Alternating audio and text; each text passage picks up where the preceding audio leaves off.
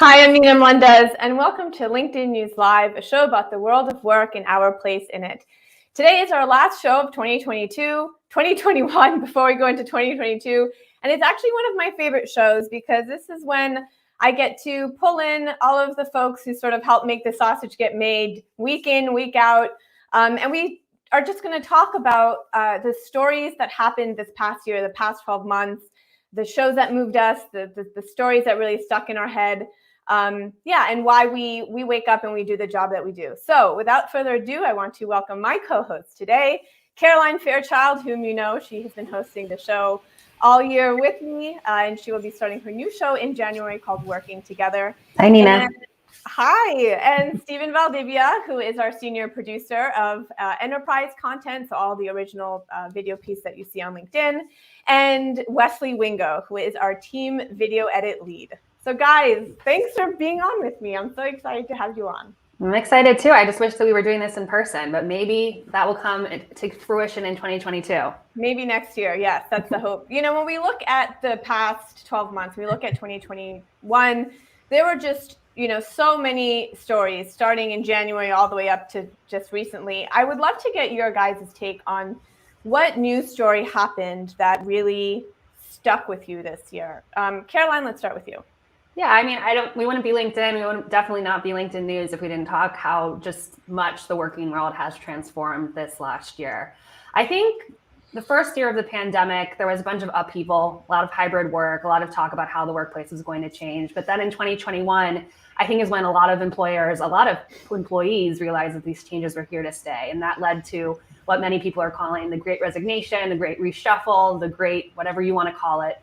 But there's definitely this feeling that people are really, really thinking differently about the relationship that they have with work and the relationship that they have with their career. That's leading a lot of people to quit. There were some data that was showing that upwards of 40% of people are thinking about quitting their jobs at certain points during this pandemic. And I think it also just changed the way that people think about what they want to get out of work and maybe if they want it to be the center of their lives.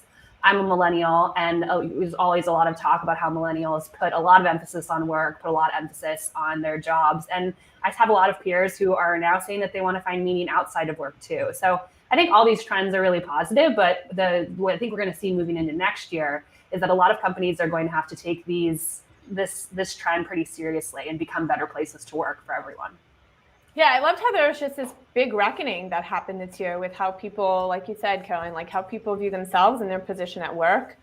Did you guys have any thoughts about that? Did you have, the dreams of just letting it all go and living in a cabin in the woods, in a van down by the river?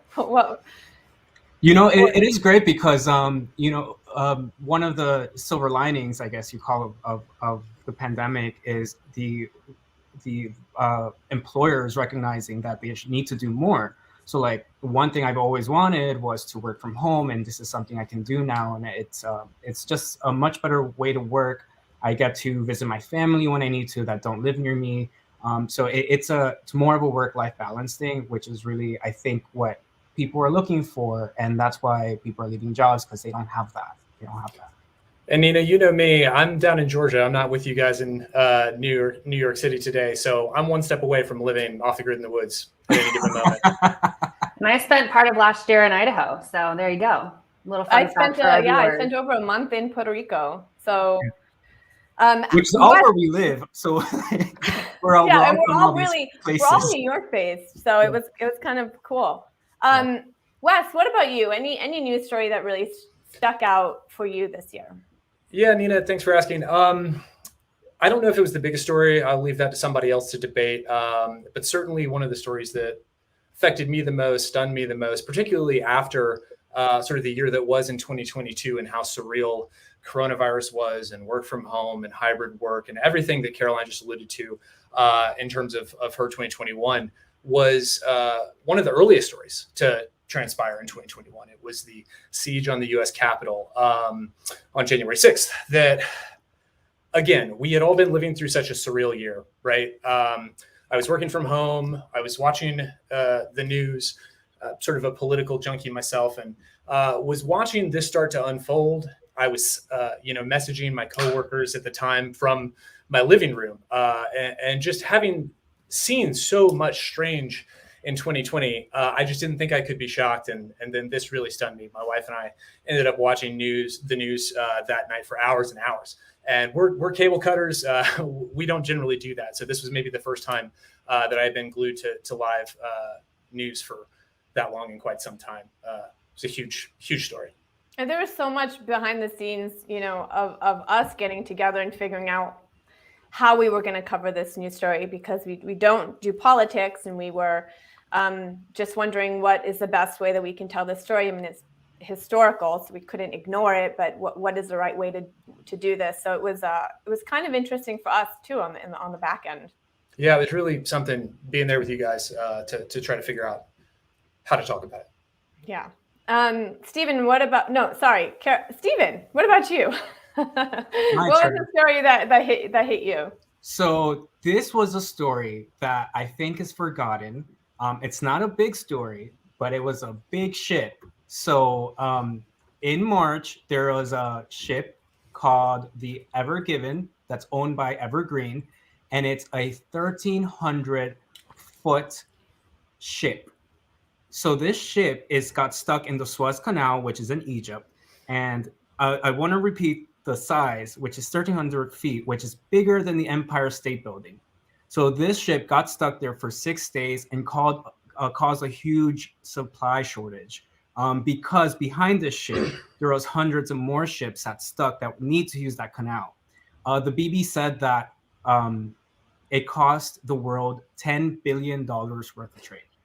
And it's a lot of raw material, which is like metals and wood and lumber, which you don't think about it. Because in 2020 we had a toilet paper shortage. We were really like, oh, it's a bunch of people like buying toilet paper. So this shortage was on top of a shortage in a pandemic.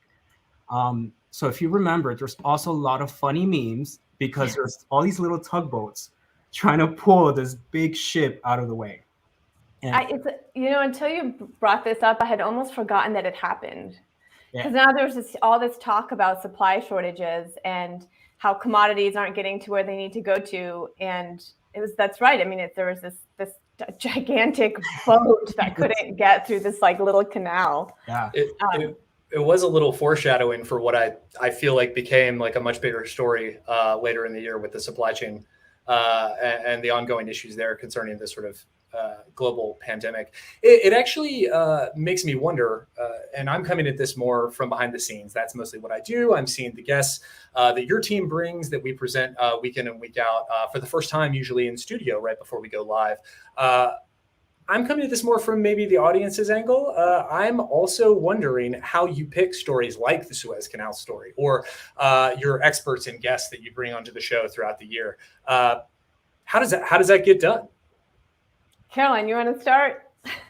Sure. Yeah. I mean, I think when we think about bringing on guests and topics for the show, it all starts with a place of curiosity. So we tend to ask ourselves what we think is pressing and important for professionals. There's been a lot of changes we've discussed this year, so we've had plenty of things to cover. And then we go and we try and find the best guest who can speak to that. And we think about that through a variety of different lenses. But one of the reasons I'm so proud to work on this team is that a lens that is really important to us is diversity and making sure that the guests that we're bringing on are a reflection of the working world. And so we think really carefully about the people that we're bringing on and want to make sure that they represent a wide variety of backgrounds and expertise. Yeah, I'll just echo a little bit of what Caroline said about curiosity. I mean, we both have things that we're interested in.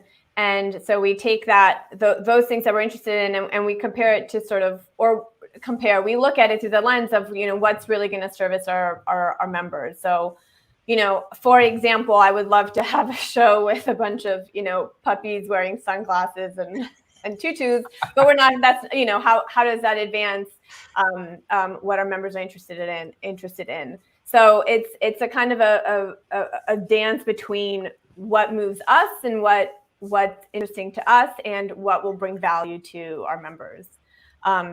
And then from there, we just think like, who is the best voice to talk about this subject? Who is the person who has the most expertise and can really bring a cool angle, who is on the platform and is engaging on the platform? So, yeah. Yeah, research too. Like you, Nina and Caroline, you guys, you read whole books just to interview one person for 30 minutes. Then it's a lot of work behind the scenes, and then also making graphics and charts so we could show you data that goes behind this. So it's not just one person talking about everything. It's like there's a bigger story, and you dive into it. That being said, as soon as you want to do dogs wearing sunglasses, you just want to wing it and just come in on that, you can call me first. I'm interested in that for sure. We're on. Wing it and plus bingo. I do also just want to like shout out that there's a team. We have our producers and our associate producers and people who we're all kind of weighing in on each other's shows and how we can make it the best show possible. So it's I'll read a book about it, but then like Stephen would be like, you should show a chart or here's some really cool data. And so it's a great collaborative process, which is a lot of fun. But speaking about our shows, actually, I would love to go through and more specifically, not just the news of the year, but certain shows of the year, certain guests that stuck out to you guys. So Stephen, I'll start with you. What is a show or a topic or a guest that we had on that really stuck with you? So it was a topic that I was thinking about a lot. So first of all, I'm a producer, so I choose not to be on camera. That said, for 2020 and most of 2021, I was wondering, man, why is going to meetings now so much more difficult than before? And, the research says that there are more meetings now than ever before, but there had to be more on top of that. And then we brought a Stanford professor in who actually put science to it. And what he said was really interesting. So when there's a mirror in the room or when there's a real-time video of yourself, you scrutinize yourself, you evaluate yourself, you judge yourself. And when you see a real-time video of yourself, this causes negative affect and it causes stress because you're constantly looking at yourself and evaluating yourself. And that's just not natural. It's just not natural to stare at yourself. I'm looking at like how I look like. So it's true, like that idea of like putting a mirror in the room, and if you would just like, it's just, you would see yourself. So now when I go into meetings, I turn the camera off. If you think before 2020, a lot of meetings were just on the phone without having to see each other. So it's actually, once I turned off the camera, it was wonderful. It was also, I remember him saying about how it just makes people more self-conscious too, because we're constantly scrutinizing ourselves and it just isn't natural. So I have been noticing that your camera's been off more often Yeah. in meetings. Yeah, Carol, lots of hoodies now. Whenever anyone joins a meeting and their camera is off, I just imagine they're like doing the dishes. And they're like, why is your camera off? What are you doing in the background? But that's the point. A lot of like of these phone meetings, people were doing other stuff too. So like, if we're gonna be at home, why am I gonna waste my time just sitting here? I could be on the phone, listen, interact, but also like pet my dog, do things. I still do that when my camera's on, but Larry, Caroline's dog Larry is a friend of the show, and he joins often. You might hear him barking in the background. Wes, what about you? Any show that really stuck out at you? Sure. Yeah, the show that stuck out most for me this year is similar to Stephen. Another story, sort of from behind the scenes. I'm sort of like him. I'm not on camera that often for obvious reasons. But the story that I wanted to present, while energy and alternative energy and green energy is a big topic on LinkedIn all year, every year, whether it's whatever Elon Musk is tweeting or what's going on with the Biden administration and offshore drilling.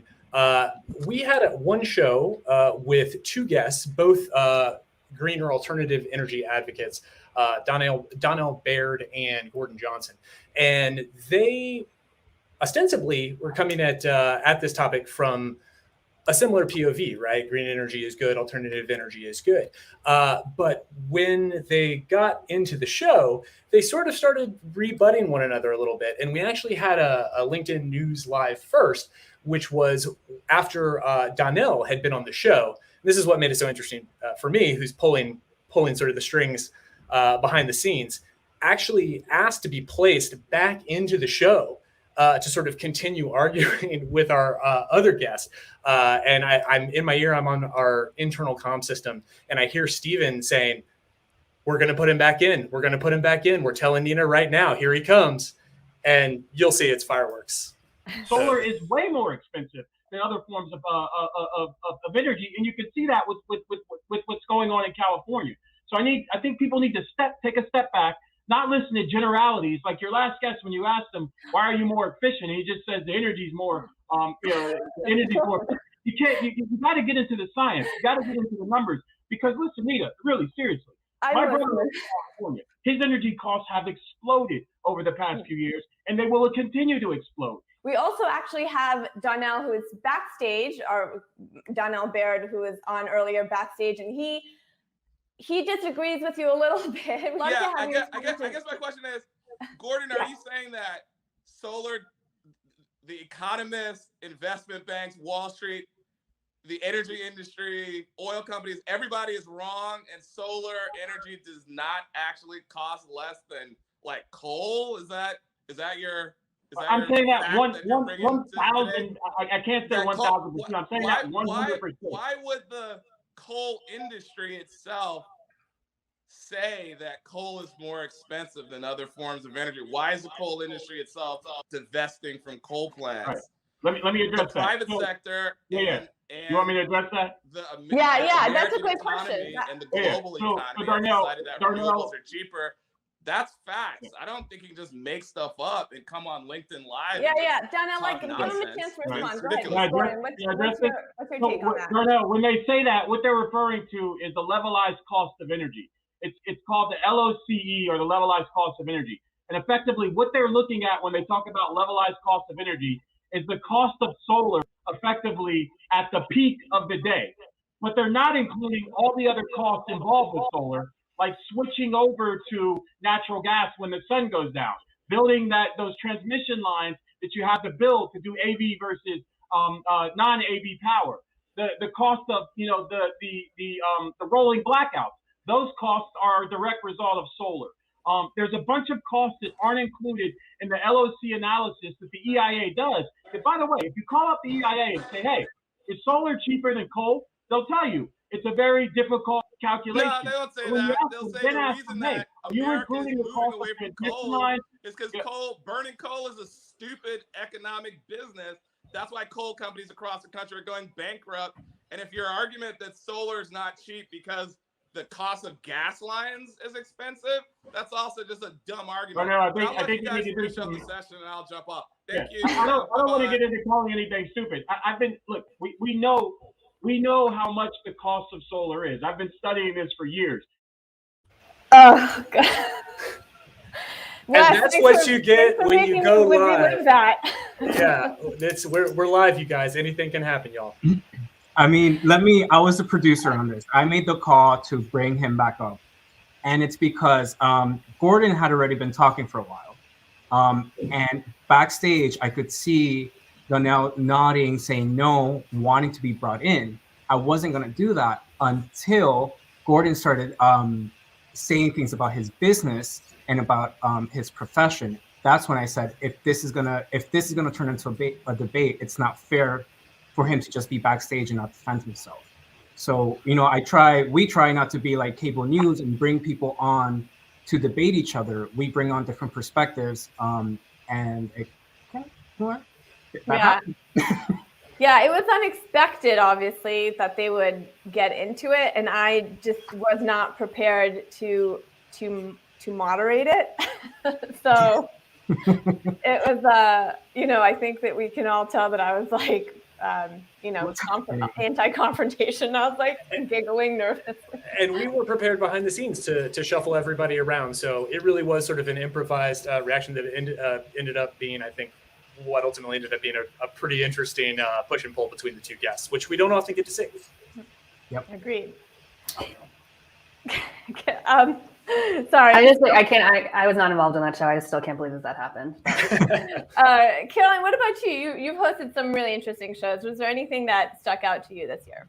Yeah, a show that I've actually been thinking about a lot recently, given recent headlines, is the show that we did around our top startups launch. We brought on Michelle Garg. He's the CEO of Better.com. Better ranked very high on our top startups list this year. So we wanted to bring him on to discuss why Better.com is such a great place to work, why people want to work there. Let's take a look and then we'll talk about it.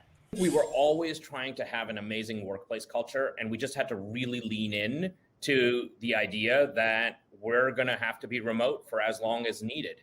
And in embracing remote work, it wasn't about just making our employees and teammates work hard. It was actually, how do we support them in every aspect of their life? People decided to have families. So, fertility, people decided that they were burnt out, or, mental health care for everyone. People were wondering, what do they do with the kids when they're staying home? All of that together made us, really a cohesive unit. So I obviously interview a lot of people, and I like to think that I can tell when people are being genuine. And when I got out of that interview, I remember talking to some of you folks here and just saying, I just felt like he was just saying buzzwords: fertility, family, burnout, mental health care. And I didn't feel like his heart was in it. Mm-hmm. And then sure enough, that spidey sense might have been correct. Maybe some people in the stream know this, but a couple months after we had that interview with Vishal, he came back into the headlines because he pretty callously fired 900 Better.com employees over Zoom in a very heartless way. He's actually now taking time off away from the company as they do an assessment of the culture. So it really goes to show you that we can bring guests on the show, but it's really up to them to not just be a talking head, but to really believe the things that they're telling us. Yeah, I think we were all really surprised when we saw that headline cross, because he had been on was on our top startups, and we had interviewed him, and you had specifically asked him about that because he had gotten some negative press before. So you wanted to ask him specifically about company culture, and your instincts were spot on. Man, going back to Steven's guest and talking about Zoom fatigue, imagine that's Zoom fatigue to the nth degree. Mass layoffs over Zoom. Imagine me just telling you guys you're all fired here today, man. Oh gosh, 900 people. So Vishal, if you're watching, come on the show again. Let's talk about it. Yeah. Let's talk about your decision making. We've been talking about our live show, but we also put out a lot of content. The news team puts out a lot of video content that isn't live, and Steven is behind so much of that. Recently, he did a piece on. You did a piece on the Native American small businesses, which was just beautiful. And most recently, you did a piece on Santa. So I want to show our members that piece. But before I do, I wanted to just ask you a little bit, how did you get this idea to do a video piece on Santas? Where did that idea come from? It's really interesting. First, it was inspired by a story our colleague George Anders did about a year ago, maybe more, where he found that there's a group of members who have clown, like the title clown, as their main job on LinkedIn. And he looked into the data and found that there's people out there that are clowns, but they have PhDs, and they have PhDs. And as the holidays were coming, I wanted to do something fun, something quirky, but something with real meat. I didn't want to just go talk to Santa and just be like, hey, what's it like being Santa Claus? What we've mentioned, like everything has a reason. So I partnered with Jordan Dahl, who is our small business editor, and our data scientist, Alejandra, to kind of dig into members on LinkedIn who have Santa Claus as a title. And there are thousands of them. And then this is how this piece came to be. My real name, other than Saint Nick or Papa Noel or Santa Claus? Ho, ho, ho. A couple of weeks ago, my team and I embarked on a journey to reveal Santa Claus's true identity. Now, I know what you're thinking. Jordan, you're about to ruin Christmas for a bunch of believers. So before we go on, here's a disclaimer. If you are a believer, this story isn't for you. I'll give you a second to exit out. I was thinking about all the Santa Clauses that come out of the shadows during the holidays and wondered, what do they do the rest of the year? Who is the person under that big white beard? I sat down with my producer Steven and LinkedIn's data team to investigate. We theorized that those dressing up as Santa Claus are retired and do this as a side gig. And where do people go to retire? That's right. I had sent Steven down to Florida to find Santa Claus's true identity. Right now, I'm in Miami International Airport, and I'm here because Miami-Dade is home to Santa's Enchanted Forest. They call themselves the biggest holiday theme park in the world. So if I'm going to find a Santa Claus to tell me who he really is, I think this is the place.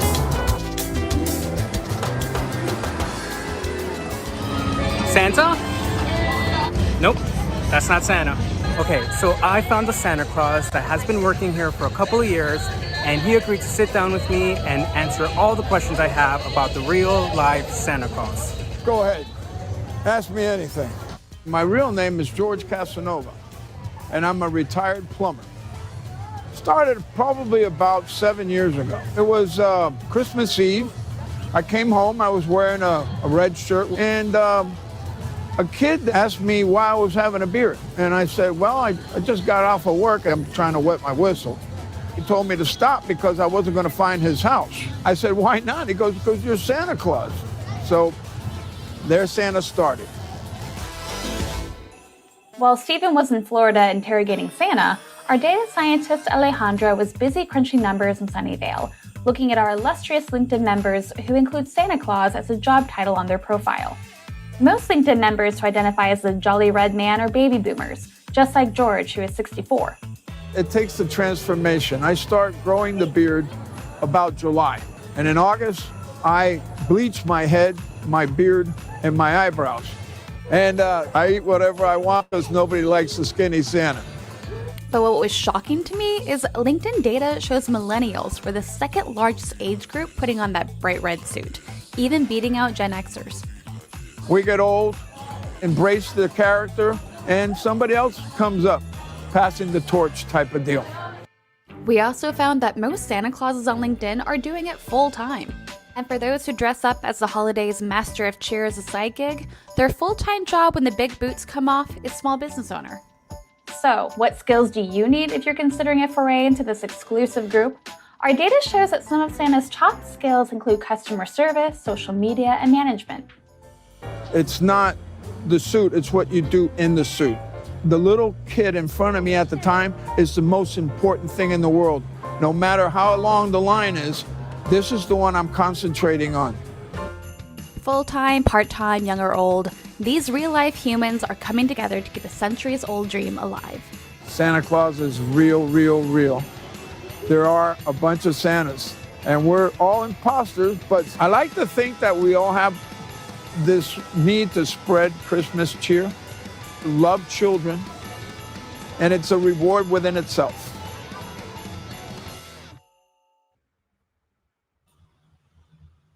Well, what do you guys think?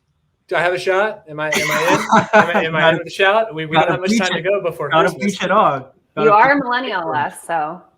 That was such a sweet piece. And just shout out that Wes edited that. So that's part of what Wes does here on the team. In a day. It was great. It was great. It's also, being Santa Claus in Miami in 80-degree weather with that outfit is not easy. Not easy at all. I love the part where he said that when the child is in front of you, like that kid is the most important thing in the world right then. And you're, That's cute. Yeah, it was really sweet.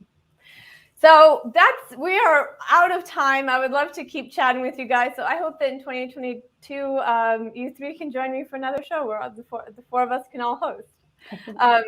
But for those who are watching on the live stream, thank you so much for your comments and your questions and for participating in the conversation. You can continue that here. You can check out some of our other fabulous stories. You'll find them to the right of your news feed, or if you're on mobile, you can just click into the search box.